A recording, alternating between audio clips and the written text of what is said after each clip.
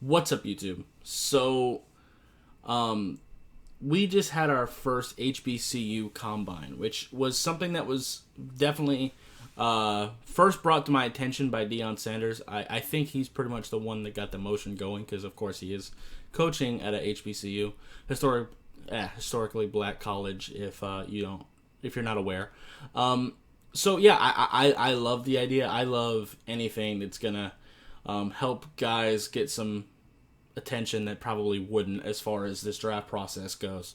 So, yeah, let's go ahead and get into some of the people who kind of stood out to me. Now, keep in mind, this is not my final opinion of any of these players. I'd have to watch the film, and I've only watched any kind of film on one of them, and it was last year. So I don't really want to go off of that. So the only quarterback that really stood out to me was Alcorn State quarterback Felix Harper. He is on the smaller side. He's 5'11", about 180, so he is definitely on the smaller side.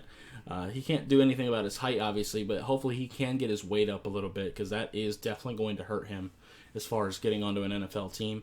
He is a left-handed quarterback, but he also just seemed to be the best as far as like running the drills go. He seemed to be the most accurate, had the best arm. He did miss some throws, but that's okay. But yeah, he definitely was the biggest standout as far as the quarterback position goes, at least in my opinion. Running back for Miles, Kingston Davis, he's about 6 foot, about 225 pounds. He looked pretty good in passing drills.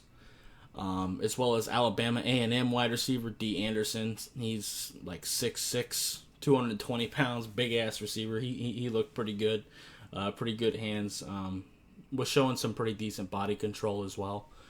So that's something I definitely like, especially in a bigger receiver.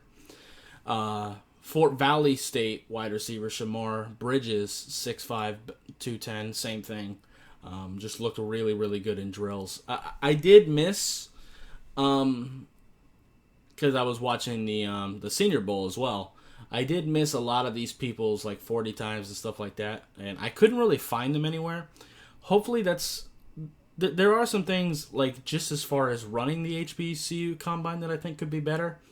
For one thing, I think they should push it back a little bit, because it's so close to the end of the season that a lot of these guys aren't going to be really prepared yet. And I did see that with some of the prospects that declined their invitation to the HBCU Combine because they just had like all-star games. Like they just played in them and, you know, their bodies haven't had a chance to really recover yet, and they would probably look kind of bad if they went to the Combine right now. So maybe if they just push that back a little bit, maybe closer to the actual NFL Combine, I think that might make some sense. I wouldn't put it on the same day because then it's not going to get attention. Maybe after it. I think that would probably help out a little bit. Also, they had an outdoor practice facility when they were running their drills. Not really a big fan of that. Like, you want to give these guys the best chance that they can have. And it was extremely cold as well and windy, so that didn't really help. That's why it was kind of hard to judge the quarterbacks, especially because it's my first time seeing a lot of those guys, and that's going to be the case for a lot of scouts. Like a lot of these guys are definitely lesser known as far as the draft community goes, and first seeing him in those conditions isn't ideal. So I love the idea of a HBCU combine, and I definitely think it needs to continue.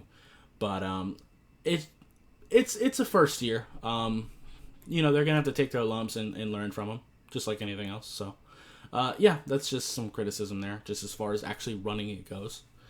But anyway, Alcorn State also had another guy, a DB, Jawan Taylor. He was 5'11", 220 pounds. He was moving pretty well out there. Hips looked pretty fluid, so that's good.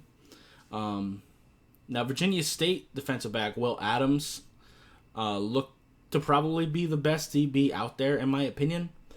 He's 6'1", about 186 pounds, and him, I was able to find some of his actual results. He had a 40.5-inch vertical, which is great. 10'3" broad jump, so very explosive athlete. 21 reps on the bench press, and 4.57 40, which is kind of average for a DB. Nothing crazy as far as that goes. Definitely a stronger corner, especially for his size. At least that's what he looked like he was playing. I think he could probably play a little bit of safety too. He would just need to get a little bit bigger. But at that size, he'll probably be looking at corner. Probably like a nickel corner at first, because he's honestly not super fast. 4.57 is definitely solid enough to play corner in the NFL, but it's not any kind of blazing speed. But it is solid. Another one, Alabama State running back Ezra Gray. Apparently he had a bit of a hamstring injury, so he didn't run his 40. He said he's going to wait until his pro day to do that, just so he gives himself the best opportunity to shine as far as that goes, so that's understandable. But he is 5'7", about 174 pounds, which is definitely smaller for a running back. Him and Will Adams tied, I think, for the best broad jump of the day. He also had a 10'3" broad jump, so that's great. He had a 38.5 vertical jump. Absolutely fantastic. Very explosive athlete. And like I said, he didn't run his 40, and I didn't see his bench press either, but I'm not really looking for bench press with a smaller running back like this. But just in the drills, like the passing drills, he definitely seemed pretty damn fast. And he kind of better be at that size. But he definitely did look explosive. Probably like a... he might be in the 4.3 range, maybe like a low 4.4, I'm not sure. We'll see. But yeah, he definitely seemed very explosive. And now we got the one guy I've actually watched some film on, Jermaine Martin, running back out of North Carolina A&T. I actually thought he was going to come out into the draft last year, so I watched film on him last year as a draft prospect. And I thought he was a pretty solid pick. I thought he would be a pretty decent day 3 running back, like later day 3. Now, again, he looked pretty good in passing drills. He didn't test as far as his numbers go. Hopefully we get that at the at his pro day. But, I mean, like I said, I liked him then. I do have to rewatch him now to give a good analysis, because who knows how much he could have improved in his senior season. So, yeah. The only offensive lineman that really stood out to me, because even Dion Sanders, I've seen kind of say that the big boys, like the offensive linemen, are kind of where the HBCUs kind of struggle a little bit, trying to find guys that are willing to go there. Is a little bit tougher. The skill positions are pretty solid, but some of the big boys are kind of small. But this guy is not. He's 6'3" and 330 pounds. He is a guard. And for being that size, he actually moved pretty damn well out there. Seemed strong. So definitely, again, got to watch the film as far as seeing his technique goes. But at first look at the combine, he looks like a pretty decent and interesting prospect. So that's a thing. Marcus Mclean, a receiver from Southern. 6'2", 209 pounds. So pretty ideal size for a receiver. His route running seemed to be pretty damn good at the combine. I'd have to, at least as far as the drills go, I didn't really see his numbers. Like I said, his routes were definitely pretty good. I'll have to see the film to really get a really good opinion on it, but it looked good on first glance. He did have a couple drops, though, I will say. So definitely got to clean that up a little bit, but from what I've seen, he seems like a pretty decent player. And the last guy I got for you was probably the guy who probably had the best day. Jerry Gardner, who's a pass rusher, Mississippi State. Mississippi Valley State. My bad. He had a 9.2 broad jump. Had a 4.78 40, which is great for an edge rusher.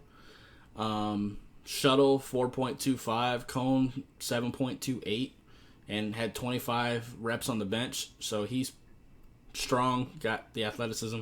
Again, even in the position drills, he looked pretty fluid, had some twitchiness to him, had some burst.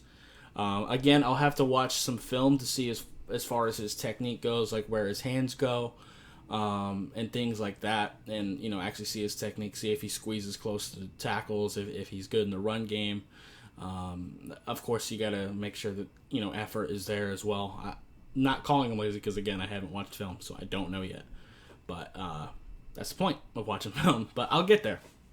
But yeah, I just wanted to kind of highlight the few players that really jumped out at me at the combine, because that is kind of the hope, is that some of these guys kind of grab your attention. Like I said, the only one I went in there knowing was Jermaine Martin, and that's because I watched him last year. But yeah, definitely some guys popped out at me. So yeah, hopefully we can do it again next year and take the lessons that we've learned and improve it. Because like I said, I love the idea of it, and it was pretty successful as well. But again, getting an indoor practice facility would be great for the actual drills. And like I said, I would push the date back a little bit, probably after the NFL Combine. But before Pro Days really get a chance to get started, That's kind of your perfect area there. Because like I said, doing it this early, like people are just getting done with All-Star games and their bodies are still wrecked from the season. And, they're not going to look at their top spot. Like they're not going to look as good as they can. And that's what you want, especially when you're trying to get people attention from, honestly, smaller schools that don't get as much attention as some of the bigger programs. So you want them to look their best, because a lot of times this might be their only shot to really get seen. So yeah. Anyway, that's going to be it for this video. If you liked it, appreciate hitting that like button. If you have any questions or comments, in the comments down below. Subscribe if you haven't already, and I'll see you next time. Bye, guys.